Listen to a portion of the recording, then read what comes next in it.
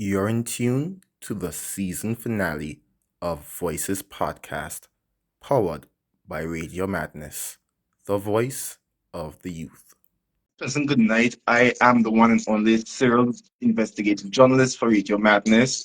And I felt, well, rather than commenting on recent decisions and discussions and all of that, is the end of the year, is Christmas. I mean, even if it doesn't feel like Christmas, it's still the festive season.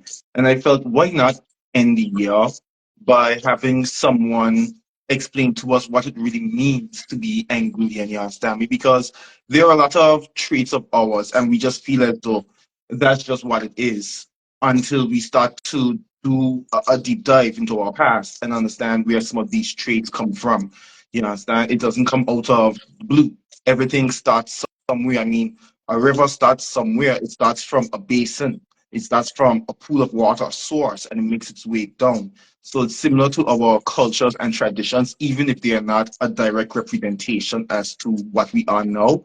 It all came from somewhere, and even so, when I was looking at this life here, one of the many things I thought about was Harriet Tubman and how the role she played in freeing the slaves. And one of her many famous quotes, if memory serves me correct, goes along the lines of she could have saved a lot more slaves. The only thing is that the slaves really didn't realize they were slaves, you understand me? And it even carries or it hinges on what Bob Marley said. The late Bob Marley said, emancipate yourself from mental slavery, you understand me? And slavery isn't just to be about being locked up in chains. It can even be the system that is imposed upon us, the way we are forced to think, the way we are forced to see things. Additionally, the last point I would like to add is that when you see we as a people, we don't continue to pass the stories down. We become lost as a generation. When I was growing up in primary school, I can remember when teacher Hyacinth used to come down to schools and she would tell us the revolutionary stories. Or I think his name is teacher Carl, no, Carville Petty. Carville Petty, yes, the local historian, and he would come down and he'd tell some of the stories as well too. And I feel as though, well, we are those to pass on those stories.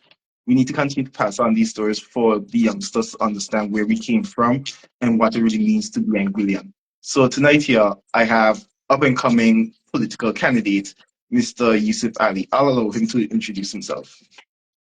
Good evening, Madman. Good evening to everyone watching tonight. My name is Yusuf Abdul Ali. I believe people may know me before as Addie or Addison Richardson. I grew up in Waterswamp. My family are really from North Hill, Sandy Ground. Currently, I live at South Hill.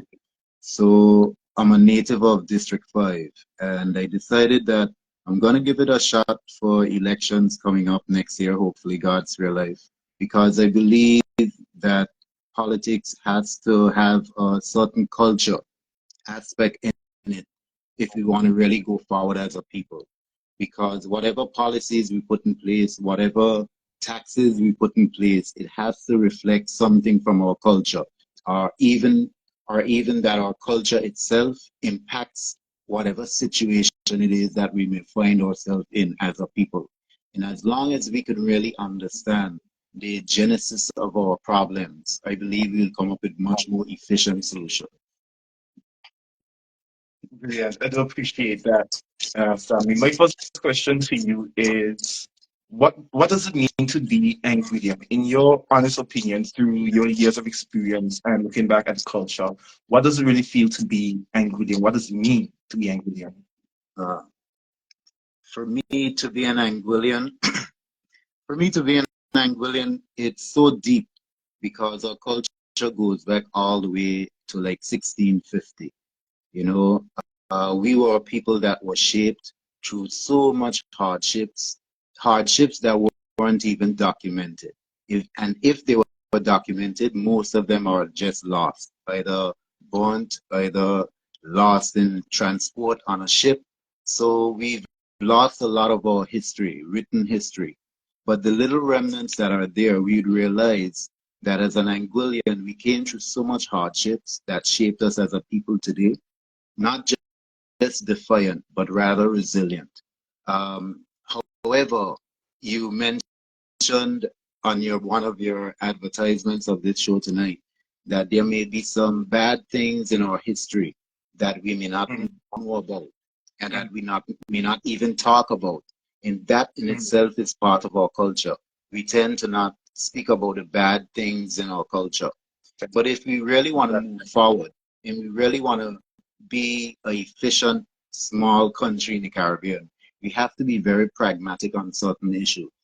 You see, especially how the world is going forward today as a very small country, we need to be able to deal with certain issues that people may consider to be not politically correct to speak about. Because as a nation, certain things, certain conversations need to be had. Now, being an Angolan, it means that we not only went through the period of colonialization and slavery, but it happened where we were in a society that is classified as a marginal society. So you may have the plantocracy, where you have St. Kitts, Antigua, Jamaica, all those countries that had the plantation kind of slavery. Angola didn't really have the plantation. So what we really had is what you call a marginal society, where basically it was one slave owner that had perhaps up to 200 slaves, and he probably did a small sugarcane plantation, either cotton, Oh, something small. But compared to mm, the landowners in St. Kitts and Antigua, the landowners in Anguilla were paupers. They were so, so, so poor. For example, in 1828, John Hodge, you may drive up on the road going up to the Cottage Hospital, going up Cocos yeah. Hill. Mm, Yeah, that road going up towards Cocos Hill, it's called the Reverend John Hodge Drive or Road. Reverend John mm, Hodge was the first Methodist preacher in the world. He was half black, half white, mulatto, right? mm, And he was an Anguillian. So that is why the road is named after him. During his time in around 1828, around that time, he was making roughly about 200 pounds a year. I believe it was, sorry, about 200 pounds a year, I believe it was. No, I lied. mm. 200 pounds a month, sorry. I'm not too good on figures, but I stand corrected Yes, on that. I that's have the understandable. information there, right? But Mm, roughly about 200 pounds a month, I believe, that came up to, if you might multiply that by 12. And at that point, he was the most wealthiest man in Angola because of that income he was receiving from the church.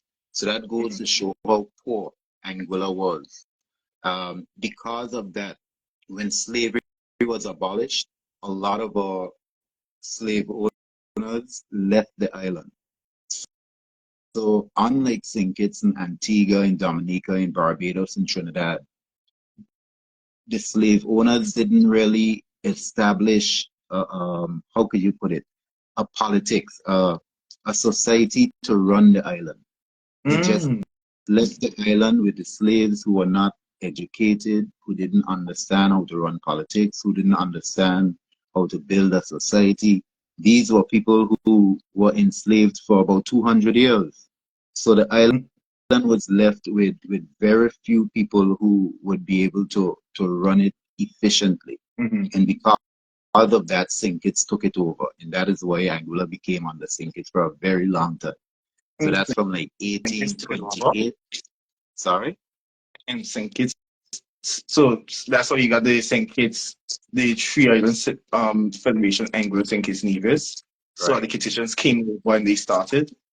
Right. So Angola was just joined up with St. Kitts and Nevis to Mm, so that St. Kitts would be able to administer Angola. And this was like from 1828.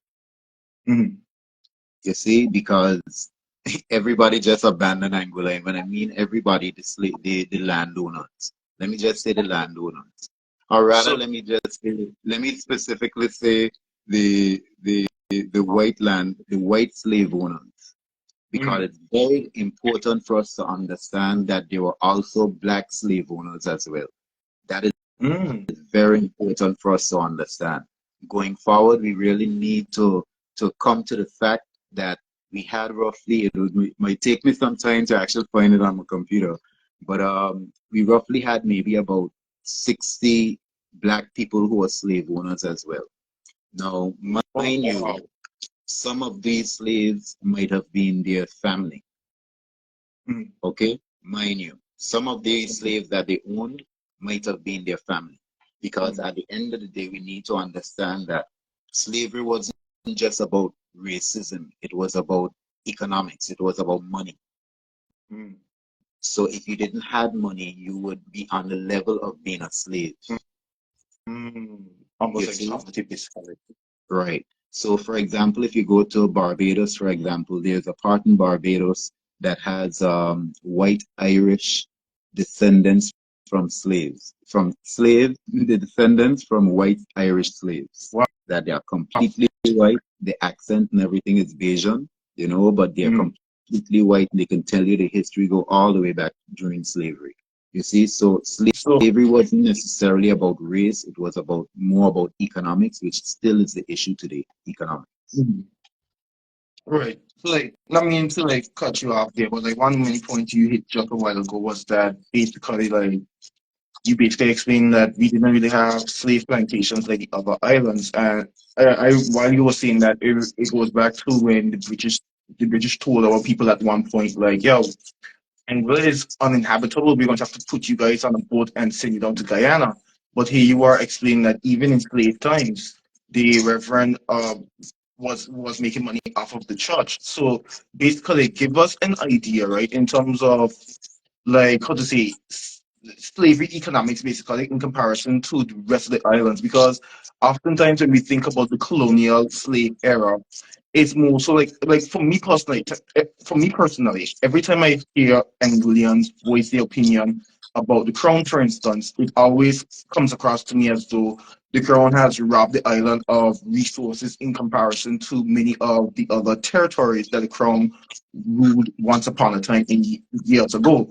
So give us a good idea, because we have to still remember that even so, beachland, the prized beaches that we look to build villas on, it was once seen as invaluable. So give us an idea as to like in terms of what other countries, other islands had of scale versus what we had, to show just the difference in impact or experience.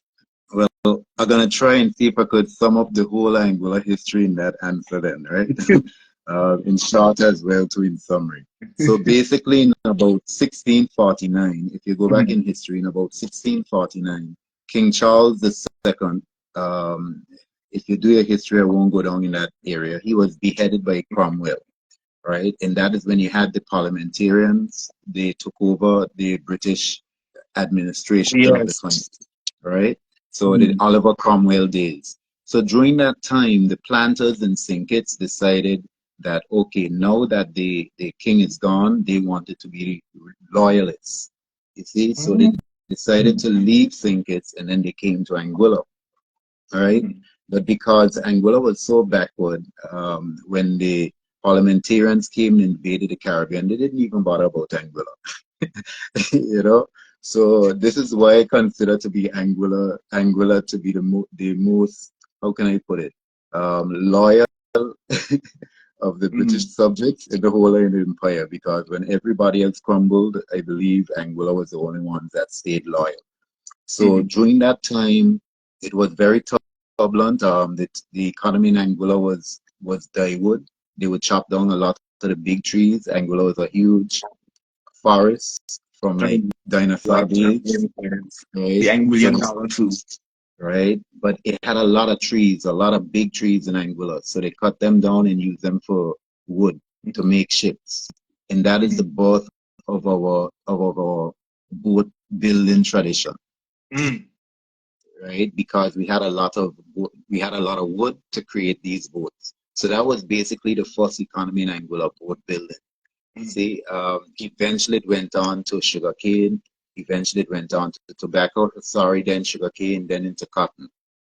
Um, it's important to understand, however, though, those good years in Anguilla economically was only between 1700 to about 1800, because Mm. in about 1800 the French invaded, and when the French invaded, by that time, that is the time Anguilla had a lot of big houses. But what happened was when the French invaded, they destroyed all these big houses. You see, You remember when we learned that the French invaded in Rendezvous, Mm-hmm. right? And when Right. they went in Rendezvous, they burned down everything. They came up in the valley, they burned down everything. And then when they Mm-hmm. reached up Sandy Hill, you know, the left wing was able to come around and whip them up, and kill out the French and capture the French. Mm-hmm. So the French were able to destroy and decimate Anguilla. And because of that, Anguilla was never able to rebuild. So from like 1805, Anguilla had no economy whatsoever up until the revolution with Ronald Webster. Oh wow. Wow. So you understand the perspective there. You mean to say, and the revolution didn't really start until 1964 when it really started to snowball. So if you're And I'm telling like a whole 100 years plus, and I'm not too good with the numbers, so you do the maths on that one. that's a whole 100 years plus. Because if you're saying from since what 1805, then it's like 1905 would be 100 years, and then you do the rest. That's like over 150 years of no economy, nothing. And during a time when every other country in the world progressing, Hmm. you see, during so many things happened during that 150 years. So many But things happened. a lot. I even watched like I was watching a video on TikTok today, and even so, like for instance, I think it's the A1 motorway or the M25 motorway in the UK. One of those two roadways they were constructed in 1959, and I'm here saying to myself, but wait, Angola's revolution wasn't until 1967. So I'm like, but a lot of things have really happened during that time, you know? Now, here's the dilemma. Most people in Angola know about a revolution. Most of Hmm. them know about, the struggle with Ronald Webster, the struggle with everybody during that revolution period. But we don't know much about the history between that period of 1805 and 1967. You Hmm. see, and because we don't really know that period, we don't really understand or rather appreciate why we do or why things are the way they are in Angola. And I believe if we are more cognizant as a people to really understand this, that we would really, really deal with our problems a lot more better. So just imagine, do you know what year slavery was abolished, by the way? Not too sure, to be honest, no. Okay. So it's roughly about 1834, but officially you could say 1838. But if you're telling me that Angola had no economy between from since 1905, then it's like so. Then you basically the slave They masters would have left before then. they left roughly about 1834. So they were there when the French invaded. Oh Right, yes, oh yes. right. Okay. 1805 when the French invaded. So when the French invaded in 1805, they decimated Angola. Hmm. So from 1805 to 1834, when slavery was abolished, Angola had Hmm. no economy for that period. Roughly about 30 years of no economy, nothing at all to do, no electricity, no Hmm. no electricity, no food. It had a drought, by the way, in 1821. It had a drought throughout the whole Angola for about maybe 4 years. You see, Hmm. it's very, very hard. And on top of that, the only thing that Angola had to produce for the economy in order for people to have something, subs, Hmm. uh, subsistence, sorry, was the Yeah. salt pond down sandy ground. Hmm. So they would heap up all this salt down sandy ground. But the dilemma Hmm. was that Britain had put an embargo upon America. So because of that, nobody was able to trade with America, and America was the only customer in the Western Hemisphere for salt. Because, I guess you understand why you Hmm. need salt in a cold place, Yeah. to Yeah. keep the roads proper and all that Right. Right. kind Right. of thing. So Britain refused for Angola to sell the salt. They refused to allow Anguilla to even Hmm. use the one thing that we had to survive Hmm. on. They, they've just blatantly refused. So people need to understand our relationship with Britain is not just from 1967. It goes so far back, and so many things happen that shapes our politics today. I am very certain that many of our politicians coming from the UK, whether they are serving in a governor's capacity or any other official capacity in Angola, I am very certain that they would have been briefed on some of this deep history. And because of that, they would understand the culture and the temperaments and the attitudes, the ways and the ways of Anguillians. So I believe again, I don't know if you're going to use this medium to probably make some kind of group or some kind of chat where information can be shared because there's a lot of information. So I don't want to just kill it tonight. To be honest with you, you could always send me the documents or anything of that sort, and like I always post it for others. But I do plan to take this and chop it up smaller to post on TikTok, or I may eventually just take the whole video and just pop it there on YouTube for others to really see. Because even so, if you were to send me like the documents and everything, then in the post edit, then I could always just put them in as pictures. Right. Okay. Good. Yeah. Good. I mean, at the end, you don't have to dive deeply into all of it. We can always save it for part two sometime next year. Because I mean, Angular Day is still there. So, Right. One of the things that I was thinking about when when you approach me with this whole idea of coming on live, I was thinking that probably it would be best for Tara Carter. I'm calling her out on every medium because I want Tara Carter to be able to speak about an aspect in Anguilla's history roughly around 1828. And I want to give a little backdrop about the story because I believe it shaped a lot of temperaments and the attitudes of Anguillians today. Basically, right there in the Walled Lake in the valley, Walled Lake House. So roughly around 1828, it was owned by a man named Benjamin Gomes Hodge, right? Benjamin Gomes Hodge. So just by those two last names alone, he was from a powerful family. He was from the Gomes family and from the Hodges family, right? So he was the most powerful man in Angola economically, but he was a very brutal slave master. It had a very pretty slave girl named Charlotte, and according to the records, she was only bred for house purposes.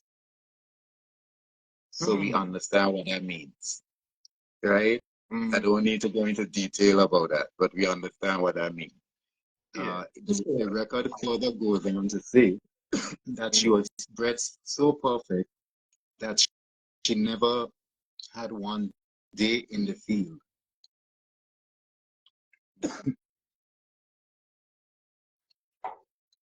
Sorry. no, it's fine. She never had one day in the field. So because of that, she was always wanted by much of the other slave masters on the island. It went into a big brawl where it went to court. There was one magistrate. He was a preacher.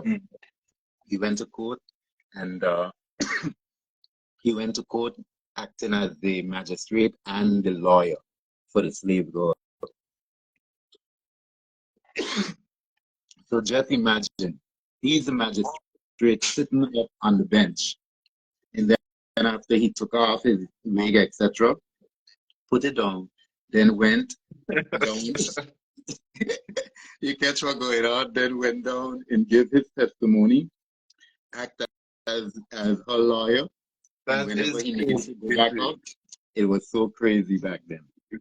And when all of this kind of report went back to England, England was so embarrassed about what was going on in England, and they just throw the whole case. They just cut it out. And because of that, I believe Benjamin Gomes Hodge, I believe that is one of the catalysts of why most of the slave owners left. because of that, he was so embarrassed, that he just left. And I believe a lot of the slaves were very, very angry, and everybody was thinking that they were going to revolt. So that's good to know that the slave owners at that time only feared two things: hurricanes and slave revolts. Those were the only two things that they feared in the Caribbean: slave revolts and hurricanes.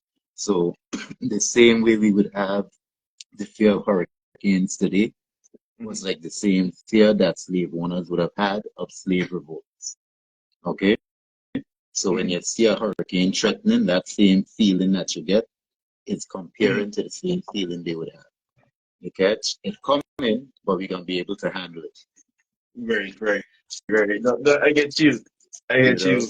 I I know I was on in other times when we spoke online, sorry, on the phone, you would explain to me like you you explained to me that people from the western end of the island, they have a way of moving completely different to say people from the valley and what may have you. Give us some insight as to how those cultures have come from the past. Okay, well, down in Western, like the whole of Western, do you know Walton Fleming, that road going on Walton Fleming, going on Mm-hmm. by Skiffles? When you go down there, you got like a whole plantation, like on the right hand side, a whole slave plantation with a smokehouse, Mm-hmm. right? It's perhaps the last best remain of a proper plantation in Angola. And I believe we need to really take some focus on it and designate it a heritage site. Because if you go there, you could actually see the foundations of the houses, where the slave quarters were, where the warehouses were, etc., etc. It's Right? still there. Now, right. So the road going into Long Bay, Mm-hmm. the traffic light, Mm-hmm. on the right hand side going north, that would have Right. been the boundary between the Hughes estate and the Long Bay estate. Okay, Oh, that's Fort Road. right, that whole road there. So as I'm going to be representing District 5, this is why you would notice that District 5 extends all the way down to West End. Mm-hmm. We're not well Long Bay, right? Down by Long Bay Oh, stoplight. there's historic context to it. Right, because that's the historic context with District 5 goes all the way down, including Hughes Estate, which Mm-hmm. extended all the way down to there.